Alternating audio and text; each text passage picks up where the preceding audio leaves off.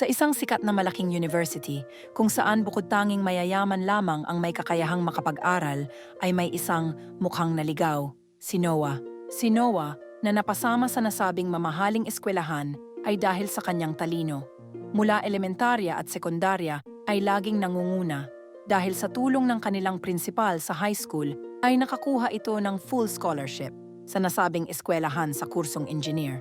Maliban sa full scholarship ito, ay kailangan pa ding magtrabaho ni Noah bilang waiter sa isang restaurant na malapit sa university para naman sa kanyang personal na allowance. Araw-araw makikita mong nakatayo sa gilid ng gate si Noah, kunwari nagbabasa.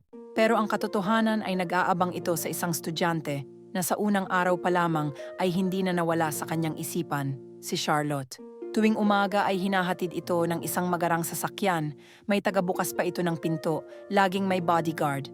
Makita niya lamang ito ay buo na ang kanyang araw. Pagkatapos niya itong makita, ay pupunta na ito sa kanyang classroom. Sa hindi inaasahang pagkakataon, laking gulat ni Noah nang makita niya sa restaurant si Charlotte, nakagiti ito sa kanya. Habang nagsiserve si Noah, ay sinabi ni Charlotte na nakikita niya si Noah sa loob ng university. Nakangiting sinabi ni Noah na estudyante nga siya sa nasabing eskwelahan bilang isang scholar. Napangiti si Charlotte. Ang hindi napansin ni Noah ay ang ngiti nitong may kahulugan. Kinabukasan ay nasa restaurant ulit si Charlotte. May ibinulong ito sa kanya. Noah, baka matulungan mo ako sa aking project, please. Buong puso itong ginawa ni Noah. Hanggang sa dumating ang araw na pati project ng mga kaibigan ni Charlotte ay ginagawa ni Noah. Naging bulag si Noah sa mga nangyayari. Naging bulag ng dahil sa pag-ibig. Dahil sa buong akala ni Noah na naiiba si Charlotte sa lahat, ay naglakas loob itong ligawan. Mabilis siyang sinagot ni Charlotte. Hindi matawaran ang tuwa sa mukha ni Noah. Si Noah na galing sa mahirap na pamilya.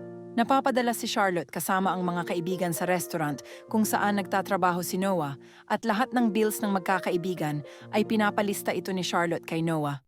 Nagbibiruan kasi ang mga kaibigan ni Charlotte na dapat ay libre sila dahil boyfriend siya ng kaibigan nila. Sa halip na magduda si Noah sa mga nangyayari ay naging masaya pa ito dahil naisip niya na hindi siya kinakahiya ni Charlotte dahil alam ng mga kaibigan nito na siya ang boyfriend. Sa gabi ay tambak ang gawain ni Noah, project ng magkakaibigan at ang project niya. Kinabukasan pagpasok ni Noah sa restaurant ay sinalubong siya ng kanyang katrabaho na nagmamalasakit. Sinabi nitong kakaalis lang ni Charlotte kasama ang mga kaibigan at chinarge sa kanya ang bills. Nalungkot si Noah. Masaya na sinalubong ni Noah si Charlotte sa hallway ng eskwelahan. Inabot nito ang bulaklak at chocolate kay Charlotte. Kung alam lamang ni Noah na basurahan ang kinababagsakan ng mga bigay niya mula umpisa. 2 buwan na lamang at magtatapos na si Noah, ganun din si Charlotte. Isang umaga ay nakatanggap ng sulat si Noah. Seryoso nitong binasa ang sulat. Breakup letter galing kay Charlotte. Nakasulat dito na huwag na siyang lapitan sa loob ng campus at huwag siyang kausapin dahil kahit kailan ay hindi sila nagkaroon ng relasyon. Ang pinakamasakit ang huling linya ng sulat, I don't ever want to see you again. Malinaw na ginamit lamang siya ni Charlotte. Hindi na nakita si Noah mula ng araw na yon. Wala na ito sa eskwelahan at wala din sa restaurant. Nasorpresa si Charlotte dahil walang Noah na nakatayo sa hallway. Walang Noah sa restaurant. Nag-alala din ito na 2 buwan na lamang ay magtatapos na sila. Bakit wala siya? Makikitang kinakausap ni Charlotte ang kanyang ama. Binigay nito ang information ni Noah. Gusto niyang malaman kung nasaan na ito ngayon. Pagkatapos ng ilang araw ay negative, walang information na nakuha ang kanyang ama mula dito. Buwan ang lumipas pagkatapos ng graduation, kinausap si Charlotte ng kanyang ama. Pinapupunta ito sa isang construction site nila sa Cebu. Sinabi nitong bantayan ang nasabing project at ang kanilang principal engineer ay nasa Malaysia para sa biddings ng mga construction materials. Napasimangot si Charlotte, wala pa kasi itong planong magtrabaho. Dinugtong ng ama nito na 2 buwan lamang at darating na ang principal engineer na in charge. Makikitang paikot-ikot si Charlotte sa company nila sa Cebu.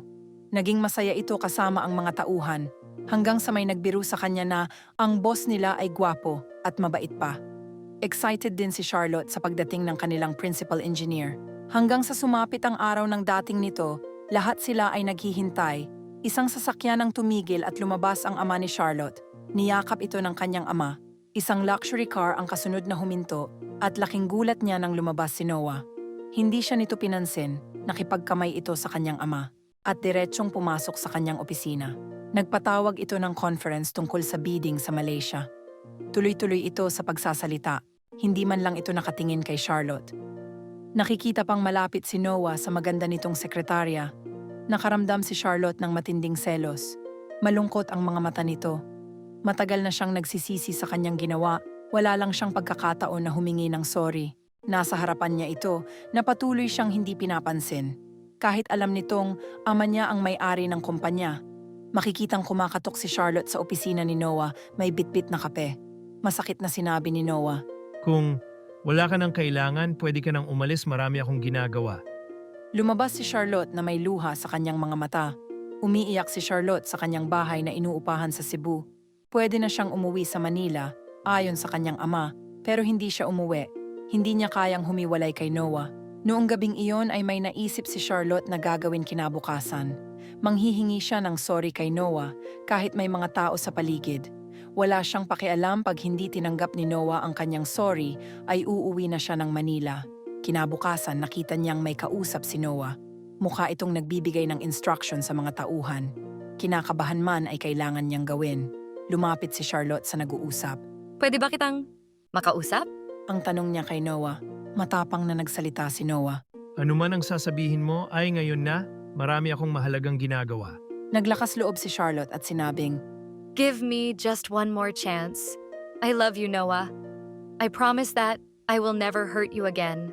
tumawa ng malakas si Noah at sinabing, Only a fool would take back someone who hurt them so much. napahiya si Charlotte pero mas lamang ang sakit na nararamdaman kaysa sa pagkapahiya. Umiyak ito, naisip niya, at least sinubukan niya. Tumalikod ito nang biglang nagsalita si Noah. And I am one of those fools. Niyakap ito ng buong higpit ni Noah. Sinabi niyang nasasaktan din siya sa tuwing iniiwasan niya ang babae. Nagkausap sila ng sarilinan. Nalaman ni Charlotte na alam pala ng ama nito ang lahat mula umpisa. Ang ama nito ang sponsor ng scholarship ni Noah. At ang mga bodyguards nito ang nagkwento lahat ng ginawa ni Charlotte sa kanya. Nagyakapan sila. Makikitang naglalakad ang dalawa papasok sa loob ng mansyon ni na Charlotte kung saan naghihintay ang mga magulang nito para hingiin ni Noah ang mga kamay ni Charlotte. Mangyari po lamang na mag-subscribe at pindutin ang button bell para ma-notify kayo sa susunod kong mga video.